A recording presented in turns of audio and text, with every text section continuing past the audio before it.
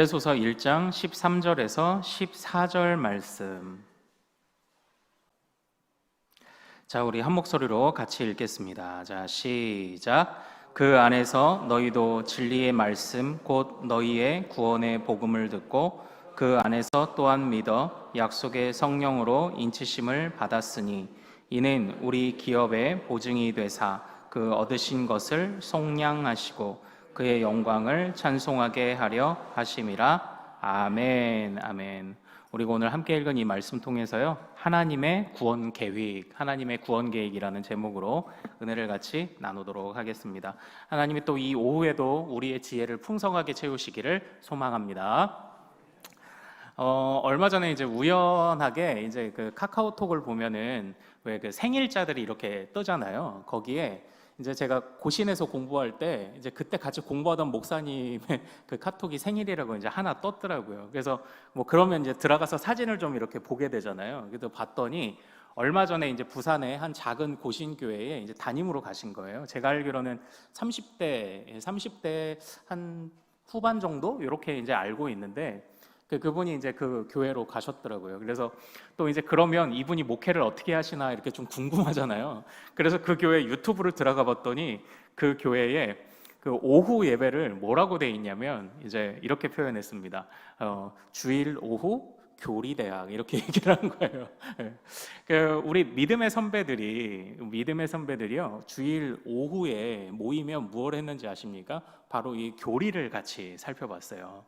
그러니까 사실 이 주일 오후는 우리가 이 졸음과도 싸워야 하고 또 오전에 들은 말씀으로도 우리가 그거 간직하는 것도 이렇게 넘치는데 오후에 말씀까지 간직하는 것 쉬운 것은 물론 아니겠지만 우리 믿음의 선배들은 그러니까 오후 예배에도 교리를 가르쳤어요. 왜냐하면 교리를 빨리 가르쳐야 성경을 스스로 읽을 수 있거든요.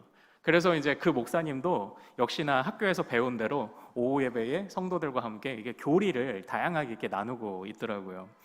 그러면서 한편으로는 저도 이제 이 오후 시간, 이 피곤한 오후 시간에 우리 자녀들과 함께 이 소요리 문답의 흐름을 따라가는 것에 관해서 사실 고민도 좀 있습니다. 이제 워낙 좀 듣다 보면 좀 어려운 부분도 있고 잘 집중이 안 되기도 하고 그러나 다시 한번 그래도 또 좀 용기를 내게 되더라고요. 우리가 이 성경에 있는 말씀들을 요약적으로 정리해 놓은 것들을 빨리 습득하는 게 중요하다. 그래야 우리가 이 성경을 스스로 먹을 수 있다. 그래서 또 다시 한번 또 제 마음 스스로에게도 또 이제 그 목사님을 또 축복하며 저에게도 또 다시 한번 마음을 새롭게 하는 또 그런 시간이 또 잠시 이번 주에 있었습니다. 그래서 결론은 오늘도 교리를 같이 나누겠다는 얘기입니다. 자, 제가 먼저 퀴즈를 하나 좀 드리도록 하겠습니다. 그럴 줄 알고 오늘도 풍성한 선물을 들고 나왔어요. 바로 뭐냐? 풍성한 선물. 황금암 열쇠. 그거 아니고요. 네, 뽀로로 비타민을 오랜만에 가지고 왔습니다. 자, 그냥 한번 맞춰보시죠. 자, 퀴즈. 예수님의 고난은 언제부터 시작되었을까요?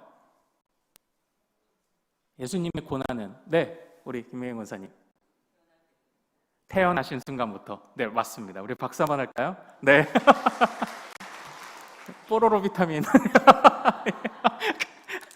지난번에 우리 권사님이 우리 헬로키티 스티커를 안 받아가셨어요. 그래서 그것까지 다 이렇게 차곡차곡 킵해두고 있습니다. 네.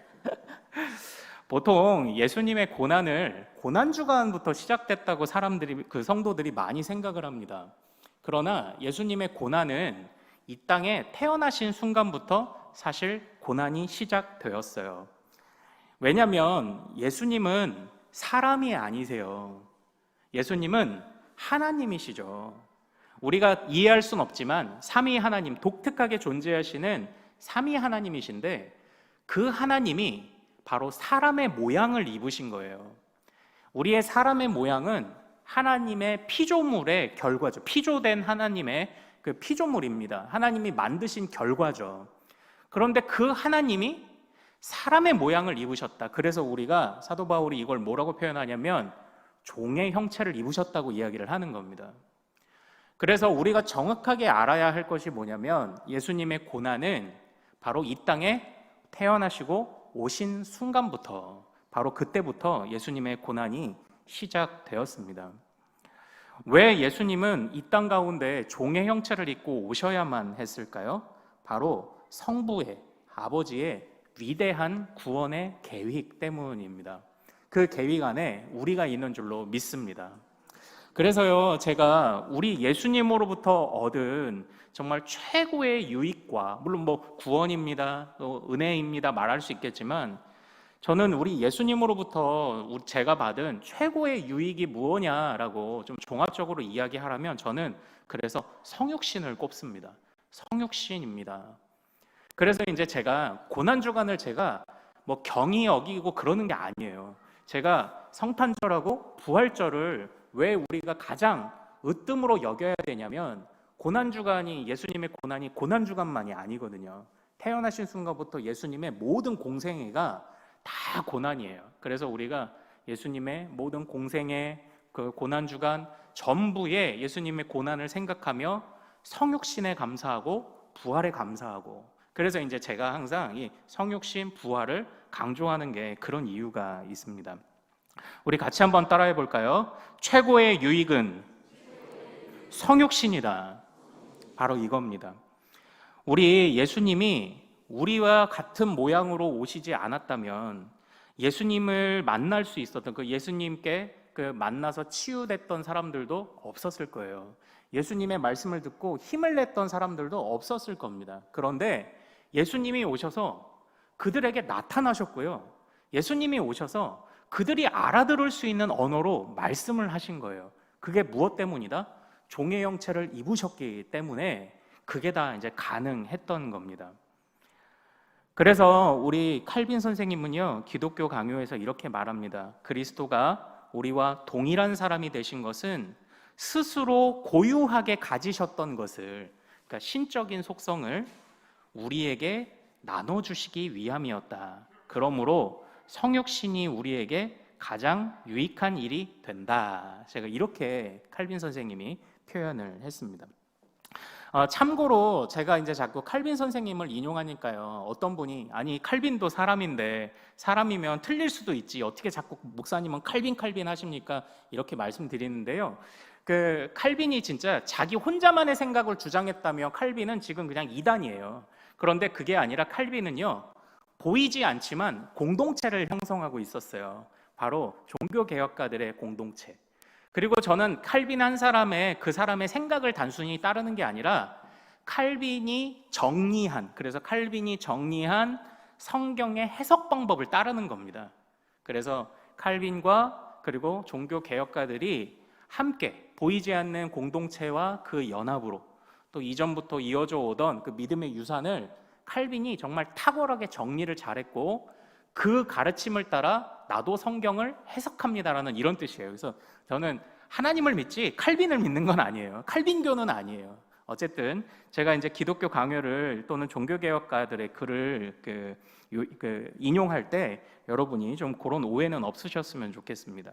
칼빈도 사람이죠. 칼빈도 실수할 때 있었고요. 칼빈도 우리와 똑같은 성정이지만 하나님이 특별한 은혜를 주셔서 성경을 잘 해석할 수 있도록 집대성한 바로 그의 공로가 있다. 그래서 내가 칼빈을 선생님으로 우리가 따라가는 것이다. 이제 이것 좀 이해해 주시면 좋겠습니다. 그래서 어쨌든 중요한 건 예수님의 성육신, 예수님의 성육신 때문에 우리가 그 말을 알아들을 수 있게 됐어요. 예수님의 그 성육신 때문에 우리가 예수님을 볼 수 있게 된 거예요. 예수님의 그 성육신 때문에 우리가 예수님을 만질 수 있게 되었고요. 예수님의 그 성육신 때문에 예수님이 고난도 당하셨고요. 예수님의 그 성육신 때문에 예수님이 십자가에 실제로 못도 박히셨던 겁니다. 그래서 칼빈의 가르침을 따라 최고의 유익이 무엇입니까? 바로 그리스도의 성육신입니다. 제가 이제 이렇게 고백을 하고 있는 거예요. 그러니까 우리가 이런 관점으로만 봐도 성경이 복음서가 조금 다르게 열리죠. 예수님의 공생의 기간이 조금 더 새로운 관점으로 우리에게 열리는 겁니다. 아, 예수님이 공생애 때 놀라운 일들을 행하셨지만 그러나 이 하나하나 걸음걸음 하루하루가 다 고난이셨구나. 그러니까 예수님은 이 땅에 오셔서 3년여를 우리를 통해서 그냥 고난을 받으셨구나. 그 고난을 받음으로 주님이 가지고 계신 것을 우리에게 그렇게 나눠주려고 하셨구나. 우리가 이것을 예수님의 공생애에서 볼 수 있어야 감사가 이제 넘치는 거예요. 그런 감사가 넘치는 그런 눈이 열리는 우리 성도님들 되시기를 소망합니다. 그래서 오늘 우리가 읽은 이 말씀에서는요, 성부의 위대한 구원의 계획이 이 땅에 오신 주님으로부터 이루어졌습니다라는 것을 독특한 언어로 표현하고 있습니다. 우리 13절 한번 같이 읽어볼까요? 자, 시작. 그 안에서 너희도 진리의 말씀 곧 너희의 구원의 복음을 듣고 그 안에서 또한 믿어 약속의 성령으로 인치심을 받았으니 아멘. 여기서 중요한 표현, 반복되는 표현 뭘까요? 뭘까요? 13절 안에서 반복되고 있는 표현이 있습니다. 근데 그 안에서예요. 그 안에서. 네. 성육신하신 주님 안에서. 그러니까 이 13절을 지금 조금 우리가 분석을 한번 해봅시다. 여기는 두 가지로 이것을 구분해 볼 수 있어요. 예수님 안에서 너희에게 진리의 말씀이 들려졌다. 이런 구도가 하나 나오고, 또 예수님 안에서 너희가 성령으로 너희가 믿었다. 예수님 안에서 너희가 구원의 복음을 들었다. 예수님 안에서 너희가 믿었다. 믿어서 성령의 인침을 받았다. 이렇게 표현하고 있어요. 그러니까 우리가 하나님의 위대하신 구원의 계획을 누구로부터 들었습니까? 그리스도를 통해 들었습니다. 우리가 또 우리 믿음이, 그 구원의 복음을 믿는 믿음이 어떻게 생겨났습니까? 그것 또한 그리스도 안에서 이루어졌습니다 라고 사도 바울이 지금 고백하고 있는 겁니다. 그런데요, 오늘 이 말씀을 보면 사실 그 안에서 너희도라고 돼 있잖아요. 이 너희도는 에베소서는 우리가 하도 많이 봐가지고 이방인과 유대인의 요 대립 구도가 있다고 말씀드렸어요. 여기서 너희도는 이방인이죠. 이방인 너희들아, 예수님이 너희를 위해서도 성육신하셔서 복음을 듣게 하셨어. 예수님이 너희를 위해서 성육신하셔서 믿게 하셨어. 예수님이 너희로 약속의 성령을 받게 하셨어. 이 이야기를 하는데 12절도 한번 같이 읽어보겠습니다. 자, 시작. 이는 우리가 그리스도 안에서 전부터 바라던 그의 영광의 찬송이 되게 하려 하심이라. 아멘. 여기서도 동일한 표현이 등장하죠. 그리스도 안에서. 그런데 여기는 우리가라고 하고 있죠. 여기서 우리가는 누굽니까? 사도 바울이 말하는 우리가는 유대인이에요. 자, 그러니까 12절은 유대인도 그리스도 안에서 구원이 이루어졌고 이방인도 그리스도 안에서 구원이 이루어졌습니다. 그러므로 유대인이나 이방인이나 어느 누구든지 구원은 주님이 이 땅에 오신 성육신으로부터 이루어졌습니다. 지금 이 이야기를 우리 사도 바울이 하고 있는 것입니다. 그래서요, 우리 또한 칼빈 선생님은 정말 우리 주님을 그래서 뭐라고 말했냐, 뭐 성경도 그렇지만 주님을 향해서 주님의 중보, 이 주님의 이 성육신을 바로 이 중보자의 은혜라고 이야기를 했던 겁니다. 하늘과 땅을 연결해 주시기 위해 종의 형체를 입으신 주님이 우리를 중보하셨다, 주님이 우리를 중재하셨다라고 이렇게 우리 믿음의 선배들이 고백을 했던 것이죠. 자, 그렇다면 왜 우리는 바로 예수님의 그 중보와 중재를 받아야만 했습니까? 본래 하나님께서는요, 이 세상을 창조하실 때 우리가 무언가를 만들거나 우리가 말을 하거나 또는 우리가 무슨 글을 쓰면 그 사람의 성향이 다 드러난다고 말씀을 드렸죠. 그것처럼 하나님이 지으신 이 세상에도 하나님이 충만하셨습니다. 그래서 우리 칼빈 선생님은 이 피조된 세계는 하나님의 영광의 눈부신 극장이다라고 이렇게 표현을 했었습니다. 그러나 그 중에서도 사람은 하나님의 작품 중에서 가장 으뜸이다라고 이렇게 얘기를 했던 거예요.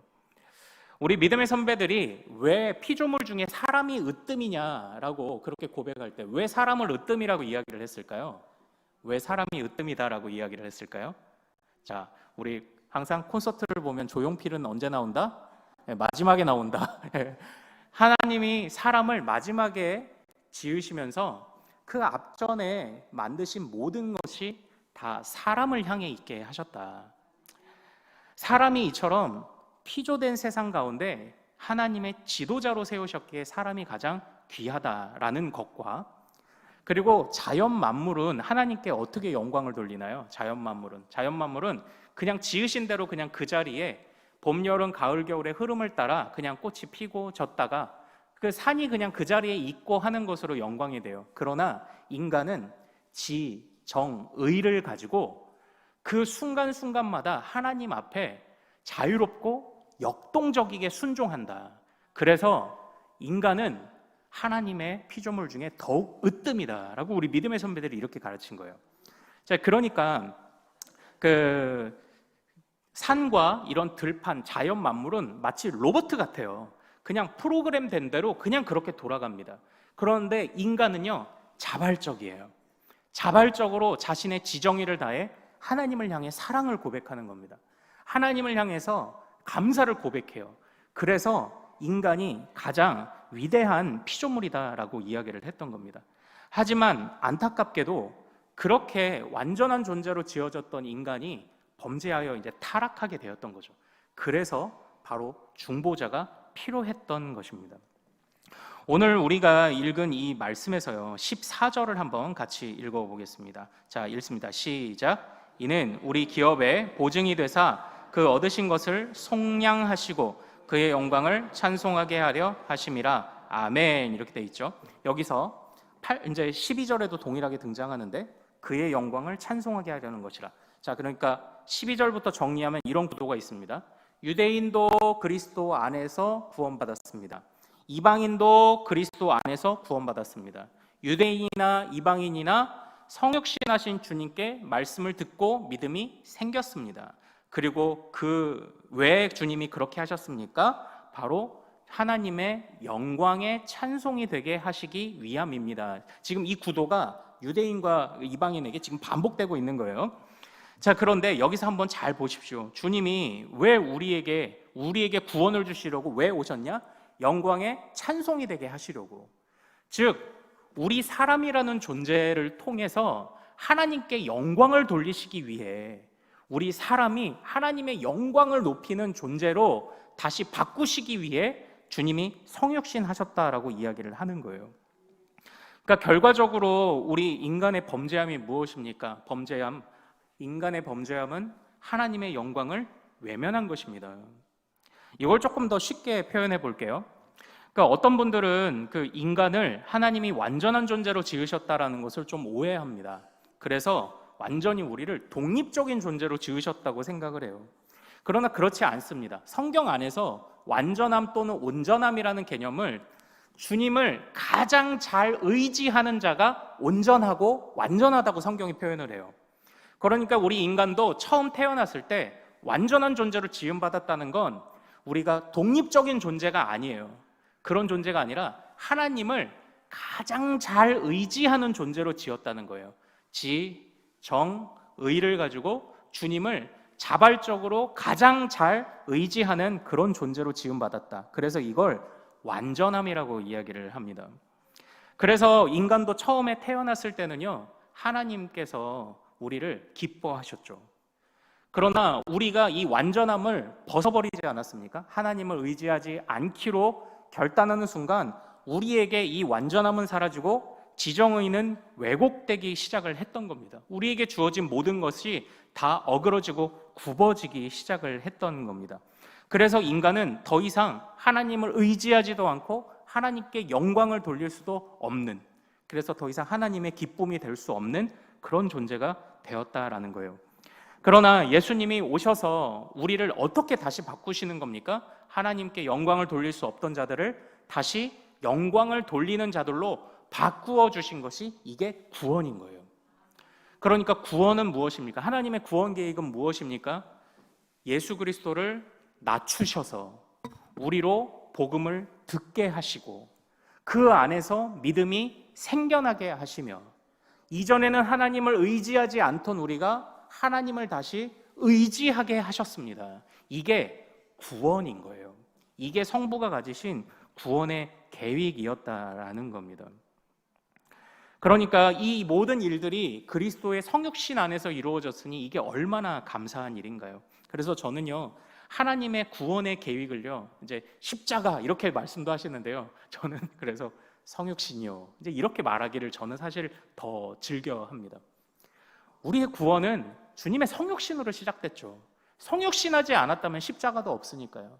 주님의 성육신으로 주님이 우리에게 눈높이를 맞추어 주셔서 우리가 그 복음을 들었습니다. 우리가 그 복음을 믿었습니다. 그래서 주님의 성육신이라는 이 하나님의 위대한 구원 계획이 얼마나 감사한지 모릅니다. 결국 그 하나님께서는요, 그리스도를 보내셔서 그리스도에 있는 성품들을 우리에게 나눠주시기 시작을 하셨습니다. 중재자와 중보자가 되신 거죠. 그래서 우리의 지정의가 하나님을 향해 다시 한번 자발적으로 순종하게 하셨던 거예요. 여기서 제가 또 퀴즈를 하나 또 드리도록 하겠습니다. 우리 예수님은요, 십자가에서 매달리셨을 때 내려오실 수 있는 능력이 있었나요, 없었나요? 있었습니다. 근데 왜 안 내려오셨죠? 예언의 말씀대로. 그것도 좋습니다. 이걸 좀 포괄적으로 아우를 수 있는 대답으로 하면 어떻게 대답하면 좋을까요? 하나님의 뜻이 아닌가? 그쵸. 요 모든 것을 아우르면요, 바로 같이 한번 따라해 볼까요? 예수님이 완전한 복음이심을 선포하시려고. 그러니까 예수님이 십자가에서 내려오지 않으신 이유는 예수님이 전하시고 친히 그 자신이 복음 되신 것이 완전한 것임을 보여주시기 위함이었습니다. 그러니까 예수님이 만약에 십자가에서 그러실 리 없겠지만 엉뚱한 상상을 해보는 거예요. 십자가에서 내려오셨다면 어쩌면 우리의 죄의 일부, 예수님이 매 맞은 만큼 정도의 죄는 사해졌을지 모르지만 정말 죽음을 이길 수 있는 그런 은혜는 우리가 받지 못했을 수도 있을 거예요. 매 맞고 채찍질 맞고 조롱당하고 침뱉음 당하는 정도의 고난만 겪으셨다면 우리는 완전한 복음을 소유한 게 아니에요. 그러나 주님이 십자가에 내려오지 않으시고 죽기까지 참으셨기 때문에 예수님이 우리에게 완전한 복음이 되셨던 것이죠. 바로 이게 어디서부터 시작됐습니까? 성부의 위대한 구원의 계획과 그에 순종하여 이 땅에 성육신하신 그리스도의 그 순종으로부터 우리가 이런 은혜를 받게 되었다라는 겁니다. 그래서 주님이 친히 이 땅에 내려오셨고 친히 그 십자가에서 내려오지 않으심을 통해서 우리의 지정의를 끊임없이 새롭게 갱신하신 것입니다. 그래서 14절을 다시 한번 읽어보겠습니다. 자, 읽겠습니다. 시작. 이는 우리 기업의 보증이 되사 그 얻으신 것을 속량하시고 그의 영광을 찬송하게 하려 하심이라. 우리로 다시 하나님의 영광을 찬송하는 존재로 만드시는데 여기서 속량이라는 표현이 사용되었습니다. 자, 속량은 뭘까요? 속량. 제가 한번 말씀드린 적이 있었죠. 죄를 사함도 있지만 그 당시 의미로 보면요, 노예를 돈을 주고 해방시킴이에요. 노예를 돈을 주고 사서 내 노예 삼는 게 아니라 자유롭게 풀어줌이에요. 그리스도께서 완전한 성육신과 완전한 죽음의 순종으로 우리를 값을 주고 사셔서 자유롭게 하셨습니다. 그래서 우리의 지정의는 새로운 것이 되어 우리 안에 주신 새로운 마음으로 우리는 다시 하나님을 사랑하고 순종하며 감사할 수 있는 존재로 갱신되었습니다. 이게 바로 구원입니다. 이게 바로 구원인 거예요. 그러므로 오늘 우리에게 이 말씀은요, 정말 당신은 그리스도를 정확하게 알고 있습니까? 당신은 그리스도의 말씀을 듣고 있습니까? 당신은 그리스도의 말씀을 믿습니까?를 끊임없이 우리에게 묻고 있습니다. 과거에 기독교가 로마의 국교가 되었던 그런 때가 있었죠. 로마의 국교. 로마의 국교는 무슨 의미냐면 그 나라에서 아기가 태어나면 기독교인인 거예요. 그 나라에서 아기가 태어나면 기독교인인 겁니다. 그래서 제가 예를 드는 그 표현이 있잖아요. 하나이글스를 좋아하는 그 가정에서 아기가 태어나면 태어나 보니 누구 편? 하나 팬이다. 이제 이렇게 되는 거죠. 그러니까 로마에서는 국교가 되는 순간 그 태어나면 그리스도인이 됩니다. 이거를 크리스텐덤의 시대라고 얘기해요. 기독교가 지배적이던 시대.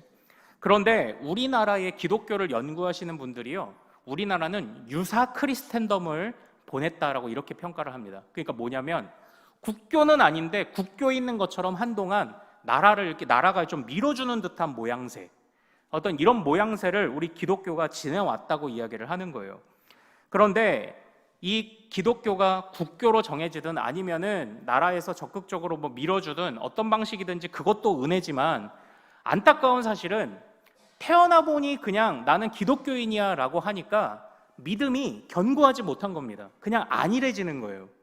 그러니까 우리나라도 믿음을 부르짖으며 60, 70년대, 7, 80년대 정말 부르짖으며 뜨겁게 신앙생활 해온 때도 있지만, 어떤 면에서 우리는 이 호황기가 계속될 것이라는 안일한 생각을 가졌는지도 모릅니다. 그때에 우리가 우리 자녀들에게 정확하게 묻지 않은 게 있어요. 너는 너의 의지로, 너의 새롭게 갱신된 지정의로 주님을 신뢰하니? 이 물음을 우리가 정확하게 묻지 않았던 겁니다.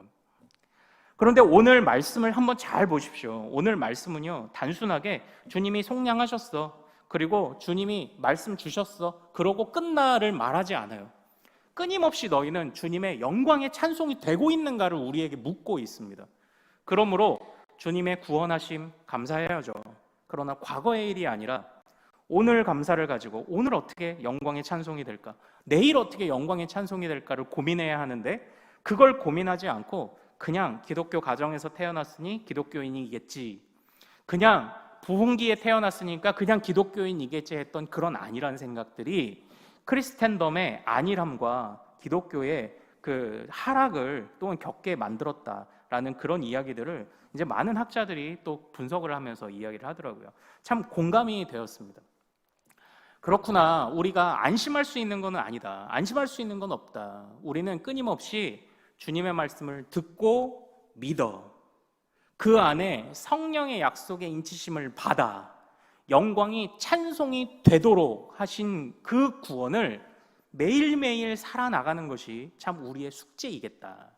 이게 이 땅에 성육신 하셔서 우리에게 구원을 이루신, 성육신 하도록 구원의 계획을 세우신 그 삼위 하나님께 참으로 순종하는 길이 아니겠느냐, 제가 이제 그런 생각을 좀 한번 해보게 되었던 겁니다. 자, 그러므로 사랑하는 우리 큰숲의 모든 가족 여러분들, 아무쪼록 우리 성육신 하셔서 우리에게 말씀을 들려주시고 믿게 하신 그 주님께 감사하는 마음 가지시기를 소망합니다. 그러나 그 감사가 오늘도 그리고 내일도 계속되기를 소망해요. 오늘도 하나님의 영광의 찬송이 되고 내일도 하나님의 영광이 찬송이 되는 그런 주의 백성들이 될 때 이 하나님의 구원의 계획이 우리 안에 온전히 이루어진다. 바로 이것을 절대 잊지 않으시는 우리 모든 성도님들 되시기를 소망합니다. 마지막 우리 한 가지만 말씀드리고 마치도록 하겠습니다. 어쨌든 사단이 지배하고 있던 이 세대 가운데 하나님은 바로를 쳐부셔서 출애굽을 시키셨던 것처럼 사단이 지배하고 있는 죄악이 가득한 세상 가운데 주님이 구원을 선포하셨습니다. 그러므로 사단은요, 주님께 굴복할 수밖에 없는 존재입니다. 우리가 사단에 대해서 오해하고 있는 것 중에 하나가 사탄을 신이라고 생각하는 게 우리의 오해예요. 사탄은 신이 아니죠. 왜냐, 사탄은 피조물인 천사가 타락한 게 사탄입니다.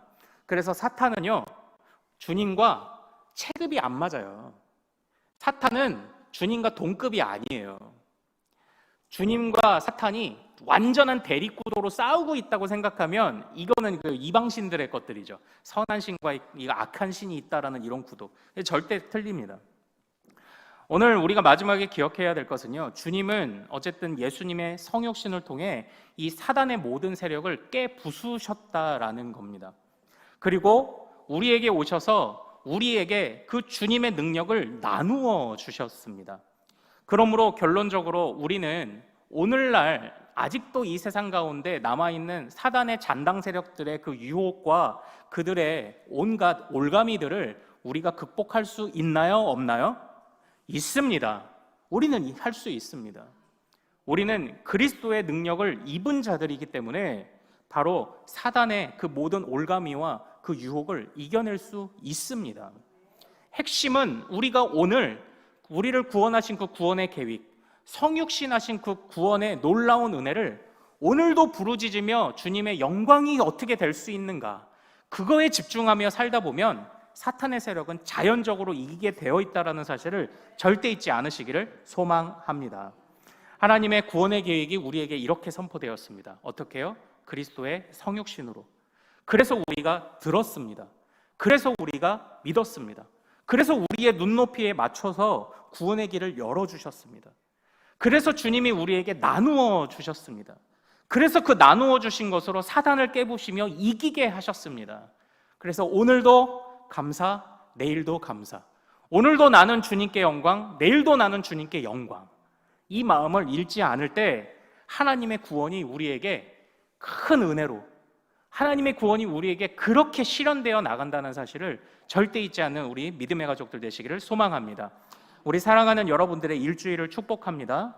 우리에게 찾아오신 그리스도의 능력으로 일주일의 모든 삶에서 승리하시기를 소망합니다. 유혹을 저련히 끊어내시기를 소망합니다. 사단의 정체와 엉킨 실타래와 같은 문제에 지지 않으시기를 소망합니다.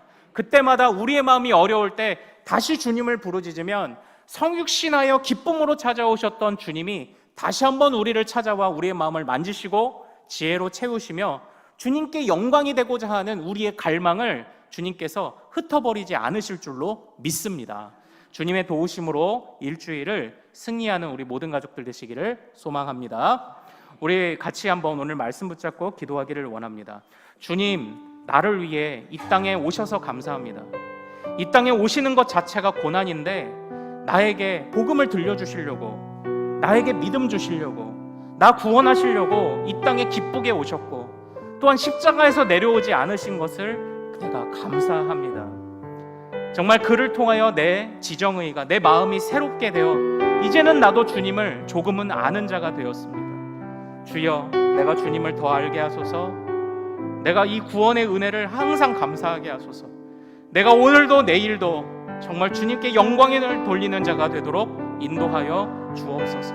사단에게 지지 않고 주님의 능력이면 모든 영적 전쟁에서 승리할 수 있음을 알게 하옵소서. 우리 기도 제목으로 또 우리의 일주일을 또 하나님한테 맡기며 또한 우리에게 이루신 구원을 감사하며 우리 주여 이름 크게 한번 부르고 같이 기도하겠습니다. 주여!